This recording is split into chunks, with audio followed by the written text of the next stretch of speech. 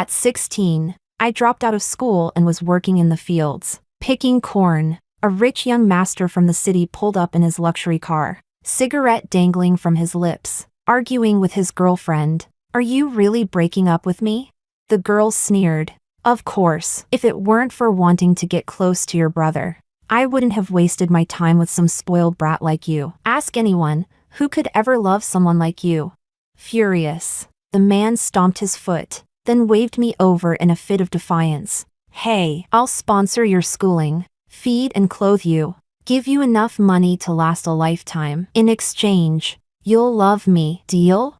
I didn't hesitate. "Okay." Later, he said to me again, "You should go after my brother. Only if he starts dating someone will Miranda finally give up." Chapter 1. I didn't immediately agree to Kevin's request. Compared to 7 years ago, I'd changed a lot. Kevin had raised me well. He paid for my education, found tutors, enrolled me in every hobby class I wanted, whatever I wanted to learn. He never refused me. When I graduated last year, he spent a fortune to buy me a car and an apartment. That summer, when I was learning to drive, he patiently accompanied me every single day, never once complaining of being tired. Now, nobody calls me a country bumpkin anymore. They say I'm the girl the second young master dotes on, his child bride of sorts. After all, he spared no effort in lifting me up. He spent 7 years raising a flower. Now that flower had bloomed beautifully, in full glory. How could he possibly hand it over to someone else?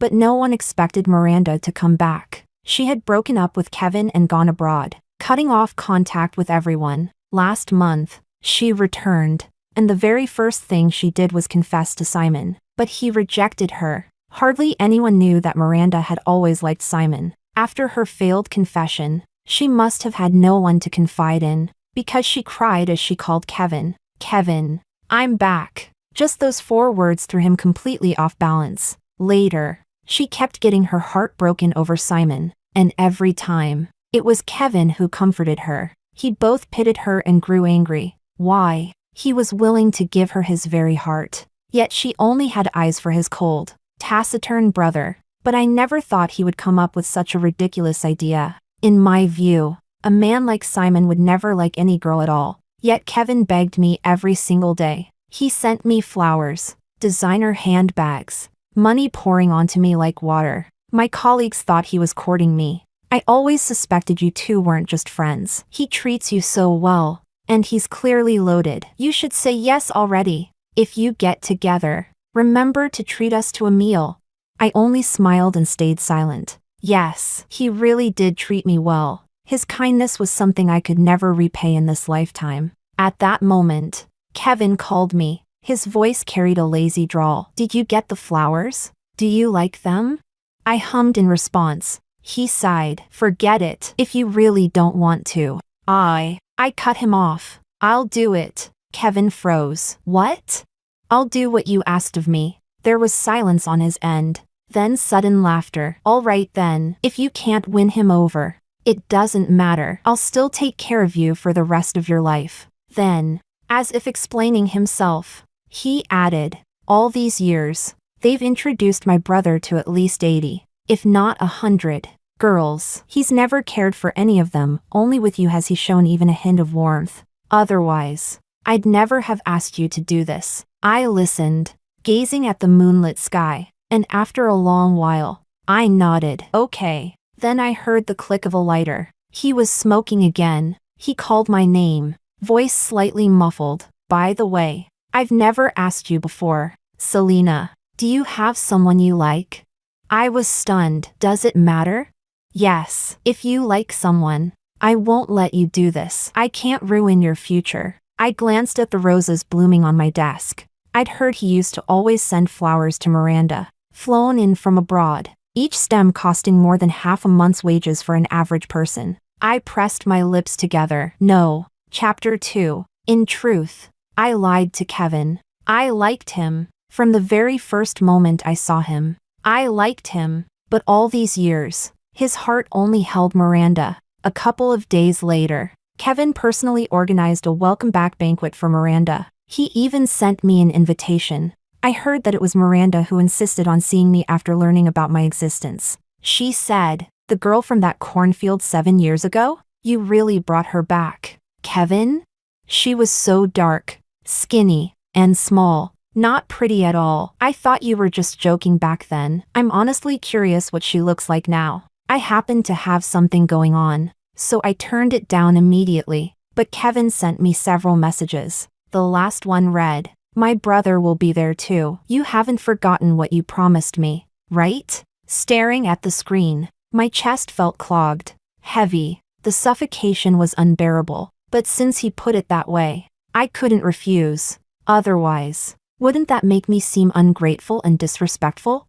When I arrived, they were all playing cards. Someone spotted me, and their expression turned odd. Unlike before, no one greeted me. In the past, out of respect for Kevin, they flattered me, calling me Missy. But now, anyone with eyes could tell Kevin wasn't going to marry me. I walked over and glanced at the table. Out of everyone there, only Miranda was winning. Kevin was good at these games. I could tell he was deliberately letting Miranda win. After a while, Miranda noticed me. She looked surprised, covered her mouth, and exclaimed, "Wow, you've changed so much.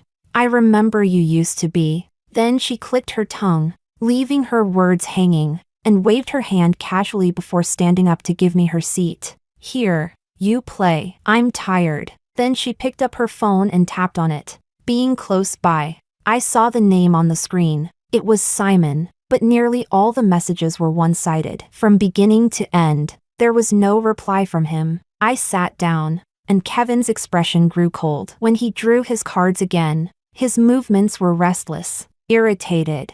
The stakes were high, and nobody held back for me. Within minutes, I lost more than 100,000. Chapter 3. Miranda stood to the side, speaking with exaggerated concern. "What's wrong with you guys? Letting her lose so much? Where would she get that kind of money? Can she even afford it?" Someone tossed the cards onto the table. It was Oliver, Kevin's closest friend. He lifted his eyes carelessly. "What's there to worry about? Kevin's got her covered." And he was right. That was always how it used to be. Miranda arched a brow. "Oh, is that so?" Kevin gave a short grunt of agreement, pulling out his phone to make a transfer. But I spoke up first. "No need. I'll pay myself." Kevin glanced at me, his eyes darkening. "Don't be ridiculous." I gave a small laugh. "It's fine. I can't keep depending on you forever." Over the years, because of Kevin, I had learned quite a few ways to earn money. I had managed to save some. I even opened a separate bank account, depositing money into it regularly, preparing to pay Kevin back one day. But of course, he didn't know any of this, so I transferred the money to them. Kevin had won the most. He stared at the screen for a long time before snorting and tapping accept. Well, Selena, looks like you've grown some skills." After a while, I went to the restroom. When I came back out, I happened to catch Kevin and Miranda arguing in the hallway. "Didn't you say Simon would be here? Why isn't he here yet?" "He got held up." "What? You still can't let go of my brother? You've chased him for so long. Has he ever paid attention to you?" "So what? I don't care. But you, why keep that girl Selena around?" Kevin fixed his gaze on her. "Jealous. Are you?" "No, I just can't stand women like her. Freeloading off someone else's table like a parasite. She must have cost you plenty over the years, right?"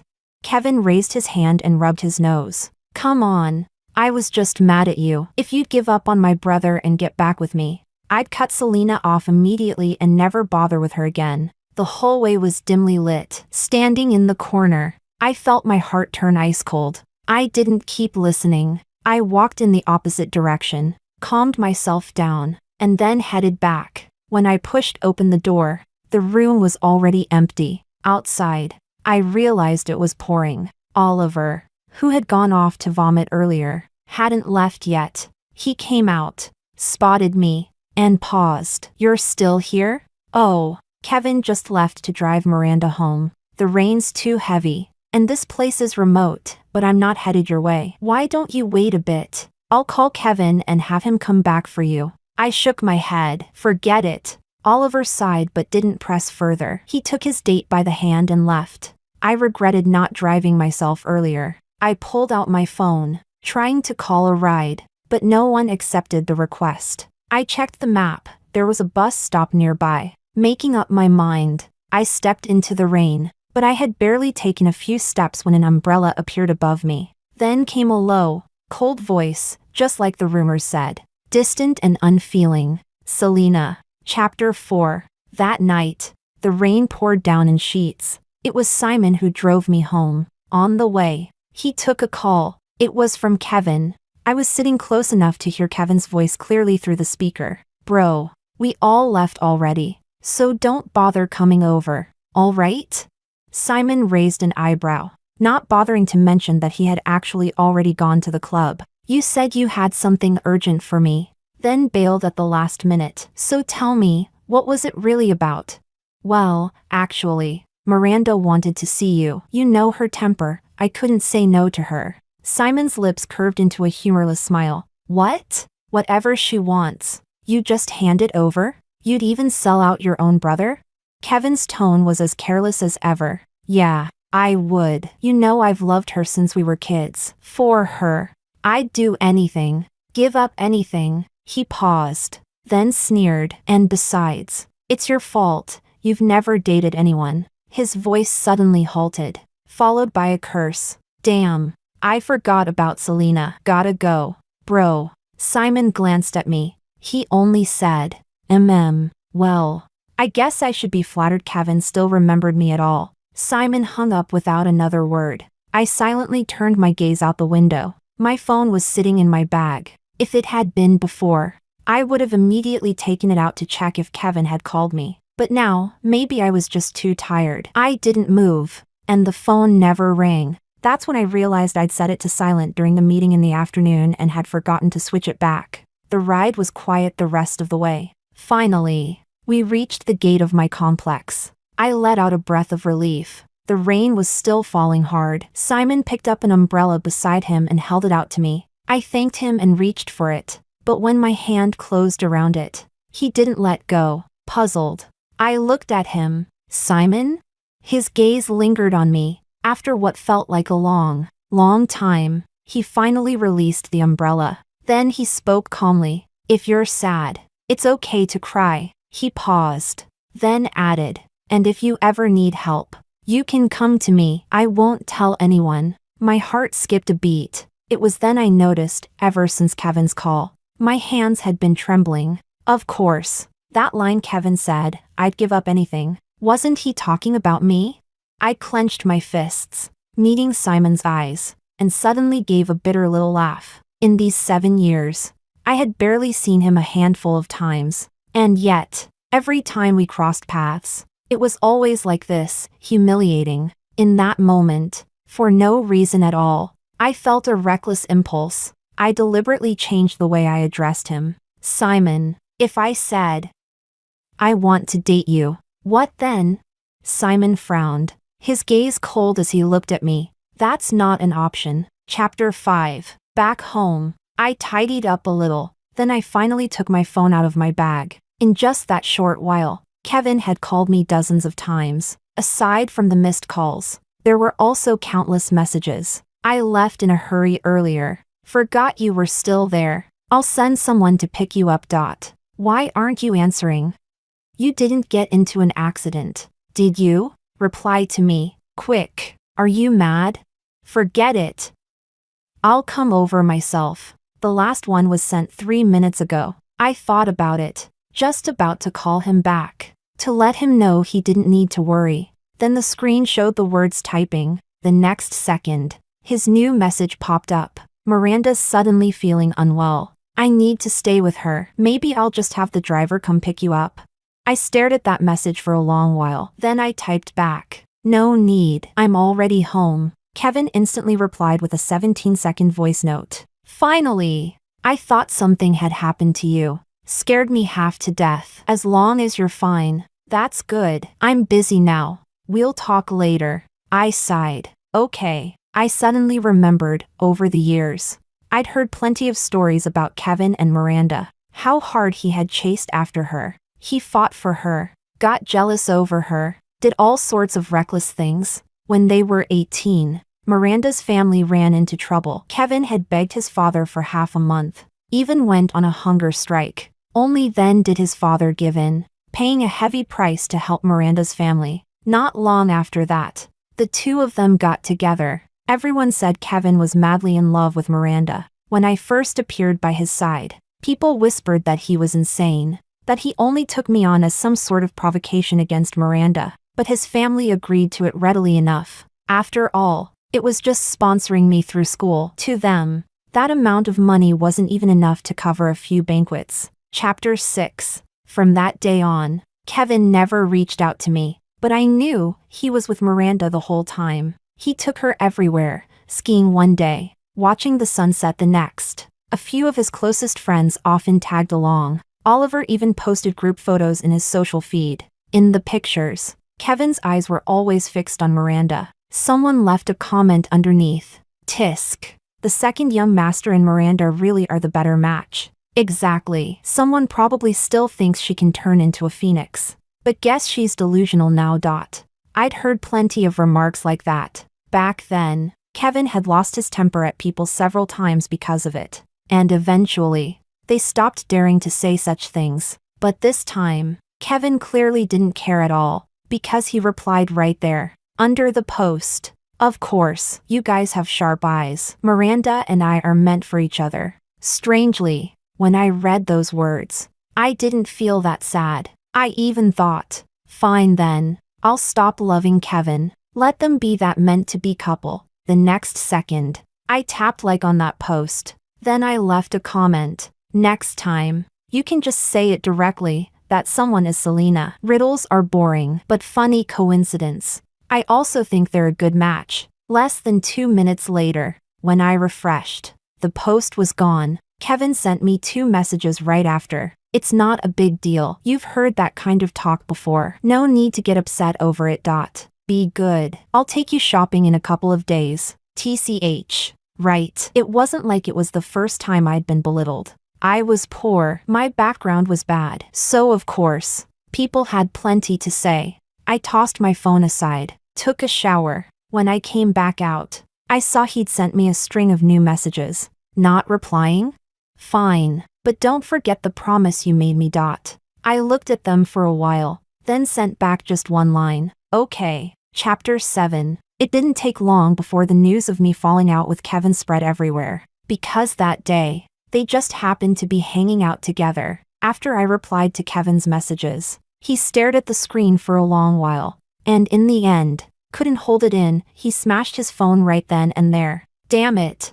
I didn't even say anything bad about her. She just loves throwing tantrums at me, like I owe her something. Funny coincidence. I was out having dinner with friends. Halfway through, I stepped outside to take a call and ran right into Oliver, who was chatting with someone in the hallway. This Selena. What an ungrateful brat. Kevin treats her so well. What's wrong with saying a few words to her? Honestly, she should be bowing down to Miranda. If it weren't for Miranda, Kevin wouldn't have even brought her back. Oliver clicked his tongue. All right. But you can't put it that way. Kevin's family has sponsored countless students over the years. Don't see you guys talking about anyone else like this. She's different. Kevin kept her by his side, pampered her like a treasure. Can those other students even compare to her? She's done plenty for Kevin too. All these years, whenever Kevin needed her, didn't she always come running?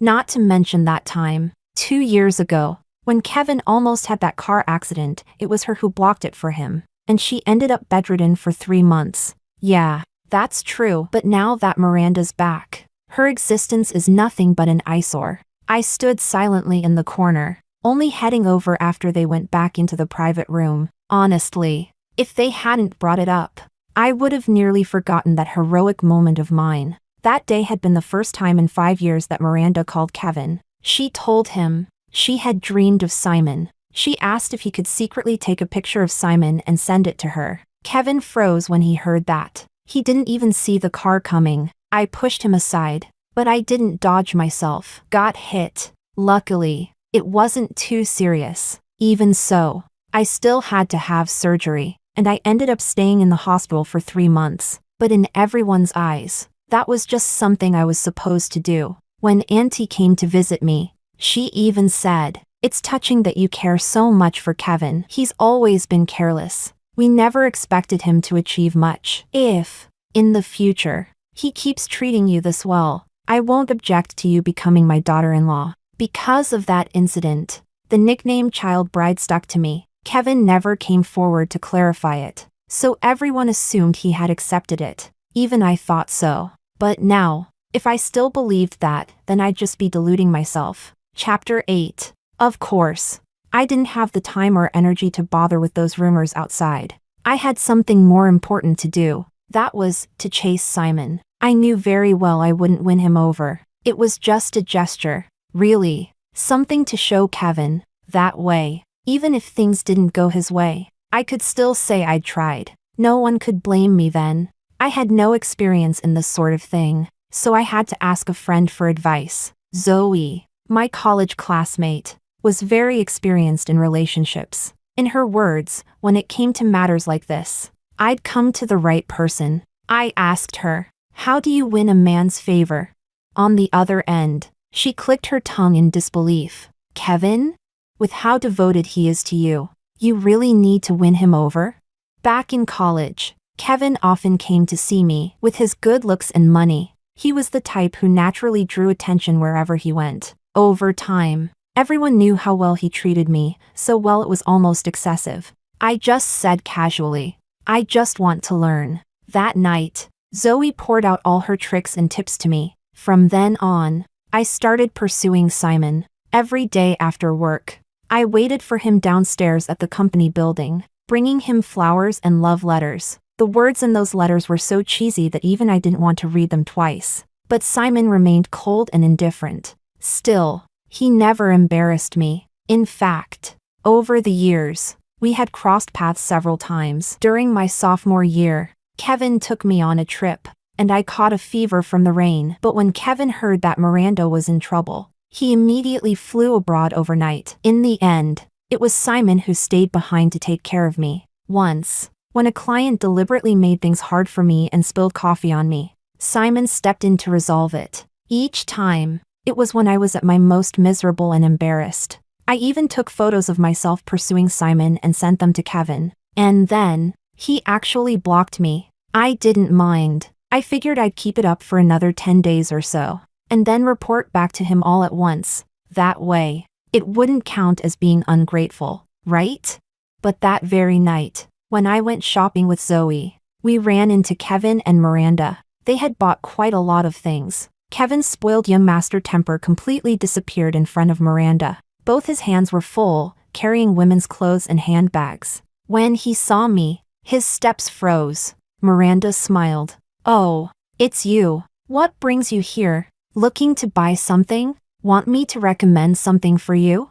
"Oh right. Things here are pretty expensive. Did you bring enough money? Or did you know Kevin was here and come to swipe his card? Here, take it." She stretched out her palm, and lying there was Kevin's card. Zoe, hot-tempered as she was, instantly sensed something was off. She sneered. "What's that supposed to mean?" "So what? You think just because you're rich, you're superior?" Then she fixed her gaze on Kevin. "Selena even asked me how to win you over, and you just stand there letting another woman talk to her like this?" Zoe still didn't know that Miranda was his white moonlight. I pulled Zoe behind me, blocking her. "It's fine. Let me handle it." When I looked up again, Kevin was staring at me. His eyes carried both surprise and a trace of emotion. He said, "Actually, I'm not mad anymore. If you wanted to make up with me, you could have just said so. No need to go out of your way." And Miranda didn't mean anything bad with what she said. "Kevin," I cut him off. "All the money you've spent on me, I'll pay you back. Really, I'm grateful to you, but I won't keep clinging to you. Once I finish the task you gave me, I'll leave." Kevin stared at me, stunned. The things in his hands slipped and fell to the floor. "You." "That's not what I meant." I ignored him and dragged Zoe away. Once we left the mall, Zoe was still fuming. "You can't like Kevin anymore. That guy and that woman, there's definitely something going on. To think I used to believe he was a decent man." I chuckled. I don't like him anymore. Only then did Zoe finally calm down a little. I added, "Don't be mad. Once I'm done with all this, I'll treat you to a big meal." We'd originally gone shopping for her today, but thanks to all this drama, the mood had been ruined. She snorted. Fine. Chapter 9. Kevin removed me from his block list. He sent me a flood of messages. "I never meant for you to pay me back. I helped you because I wanted to, not because I expected anything. Don't take what Miranda said to heart. That's just her temper." I was too angry. "That's why I blocked you. What have you been up to lately? Let's just go back to how things were, okay?" I pretended not to see them. I didn't reply. Instead, I sent over all the photos I had saved recently, the cookies I baked for Simon, the envelopes of love letters, and 2 screenshots of our chat history. Nothing important, but I had been very proactive, almost overly enthusiastic, and every time I messaged, Simon replied, even if just briefly. After I sent all the photos, silence stretched on for a long while. Then, Kevin sent me a voice message. His tone was icy, laced with gritted teeth. "Well, thank you so much then. You really went all out for me." "Huh?"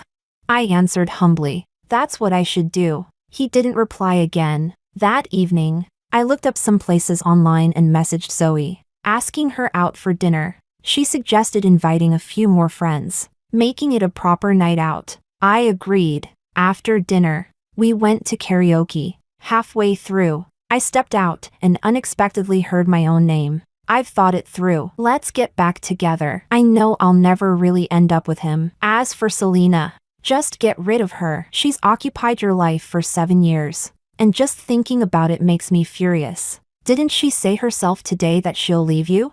The voice was Miranda's. I turned my head and saw her in Kevin's arms. Kevin looked at her, flustered. "You." Before he could finish, Miranda rose on her toes and kissed him. I immediately looked away and ran off in another direction. Well then, I didn't need to keep chasing Simon anymore. Of course, the whole thing was ridiculous to begin with, but what I didn't expect was to run into Simon right then. And clearly, he had seen everything too. He walked over and handed me a tissue. Pathetic. Even though I had made up my mind, even said harsh words, seeing them truly together still brought me to tears. This time, I didn't hold back. I took the tissue and wiped my face. "Thank you, but the fact that you never accepted me, that was right. I'm not really a good person, and I don't deserve you. Just forget everything that happened these past weeks. I won't bother you anymore." Simon froze for a moment, then locked eyes with me. He said, "No." I blinked. "Huh?" His expression hardened, his voice serious. "What I mean is, I never thought you were beneath me. I rejected you because you weren't chasing me out of sincerity. Kevin asked you to do this, didn't he?" "Yes. He's done a lot for you, but that doesn't mean you have to do everything he asks. Do you understand? There are 1,000 ways to repay someone's kindness. Selena, you chose the dumbest one." Chapter 10. After that day, I threw myself back into work. Whenever I had questions, Simon would always answer them quickly. In this regard, he really was a great teacher. With his guidance, I slowly began to improve myself. Kevin, meanwhile, got back together with Miranda. He even had someone pass me a message that the favor he once asked of me no longer counted. But it didn't take long, maybe half a month, before I heard they had broken up. It was Kevin who initiated it. Honestly, I found it hard to believe. Kevin had loved Miranda so deeply, doing so much for her. Now that she had come back to him, how could he possibly be the one to end it? That day, after half a month of silence, I received another message from Kevin. "Do you have time these days? There's something I want to talk to you about. How about that Western restaurant you used to love? It's been a long time since I've seen you." I thought for a while, then replied, "I'm busy these days." After work, Simon happened to be nearby and came to pick me up for dinner. Maybe it was because of that night when we had spoken so openly, our relationship had advanced rapidly in these days. After dinner, he took a call, and I waited downstairs. Suddenly, someone appeared, slapped me across the face, and hysterically questioned me. It's you again, it's always you. Since when did you and Simon get so close? Miranda's eyes were bloodshot, her hands trembling violently, one after another. You seduce them all. Everyone loves you. Why? Kevin used to love me so much, whatever I asked. He did, but this time, even though we were together, he still kept thinking about you, wanting to know what you were doing. How could he treat me like that? And you're just some country girl. Without us, you'd probably still be out picking corn. My face burned faintly with pain. He doesn't like me. You've got it wrong. This is between you and him. You should talk to him. No one knows better than you how much he cares about you. Miranda let out a cold laugh. Really? Then I guess all his sincerity has been wasted. Just then, Simon came down from upstairs. He glanced at my face, then turned a cold gaze toward Miranda. Miranda was clearly losing control. I suddenly thought of the girl who had once quarreled with Kevin in the cornfield 7 years ago, so full of life, so radiant. Call Kevin, I said. Simon looked at me in surprise, but eventually pulled out his phone and dialed Kevin. Selena just got slapped. What the hell? Who? Where? And why are you with Selena? Kevin's voice burst through. Simon replied coolly. Miranda did it. Come pick her up. There was silence on the other end for a long time. Not long after, Kevin arrived. He looked at me, then at Simon, hesitating. You too. I was about to speak, but Simon's voice cut in, low and firm. The mess you've created. You clean it up yourself. Why drag someone else into it? Kevin frowned, clearly irritated. My mess? And what about you? Since when is Selena with you? Weren't you the one who never liked women? I drew in a deep breath. You'd better take her home first. Kevin broke off mid-sentence, gave me a conflicted look, but in the end said nothing. He left with Miranda. Chapter 11. When I got home, I received a message from Kevin. Why were you with my brother? You too. I replied. There's nothing going on between us. The screen showed typing for a long time. Then he called me directly. I've been thinking for a long time. The truth is, with Miranda, all these years, it seems it was just an obsession. I cut him off. Check your messages. I just transferred some money to you. His voice faltered. I continued. All these years, I've kept track of every penny you spent on me. I'll repay you bit by bit. I'll always remember your kindness. But from now on, we're just benefactor and beneficiary. Nothing else. Your feelings, your life, I won't get involved anymore. Kevin let out a long sigh. That's not what I meant. I never wanted to cut ties with you, but I do. Simon was right. Before, I had gone down the wrong path, using the wrong methods. That's why I ended up hurting both others and myself. And if I said I like you, that I want to pursue you, to be with you? I froze. Then silence stretched long between us. Finally, I asked, is love that comes too late still love? Before he could answer, I hung up.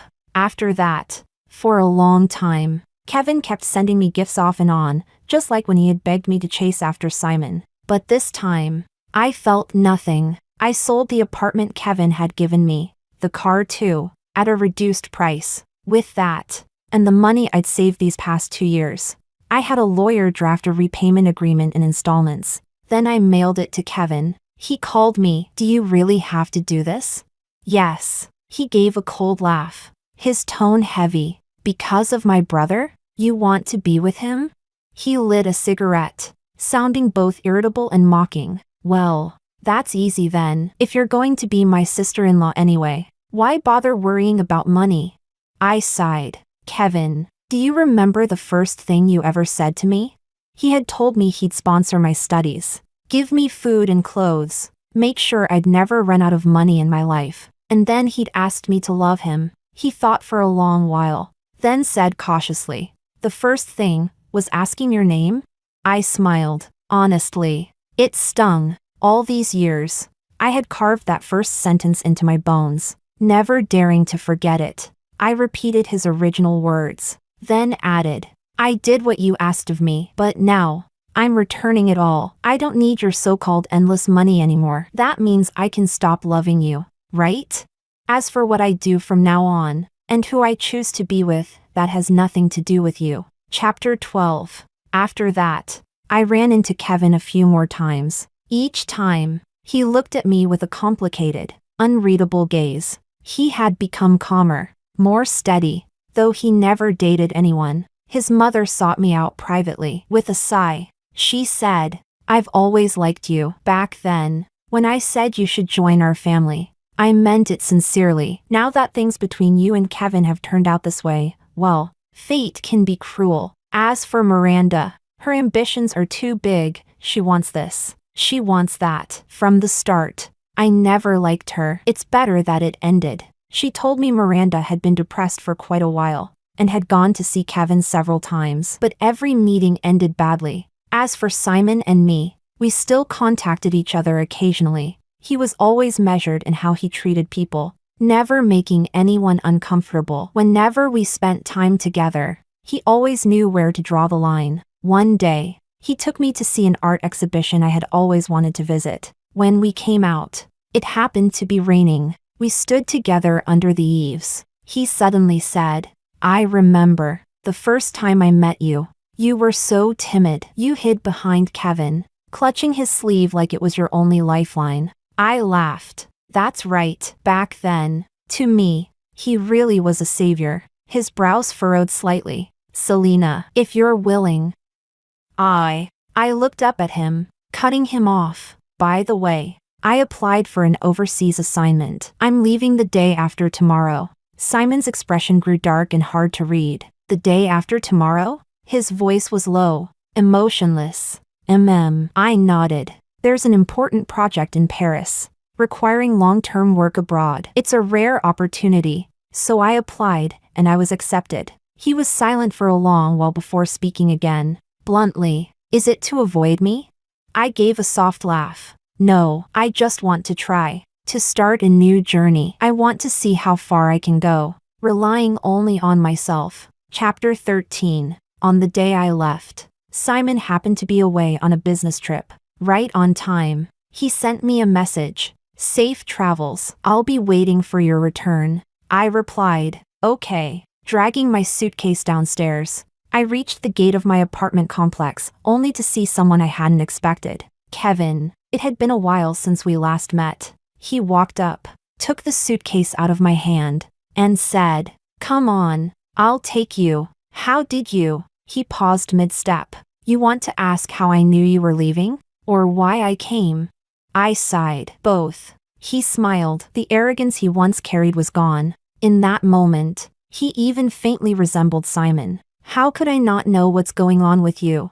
The truth was, he had always paid close attention to me. He had added the contacts of many people around me. When I first joined the company, he had even sought out my supervisor and taken them out for a meal. Hearing him say this, I couldn't refute it. As for why I came, 7 years. Selena, for 7 years we were inseparable, knowing everything about each other. Now you're leaving. Can't I at least see you off one last time?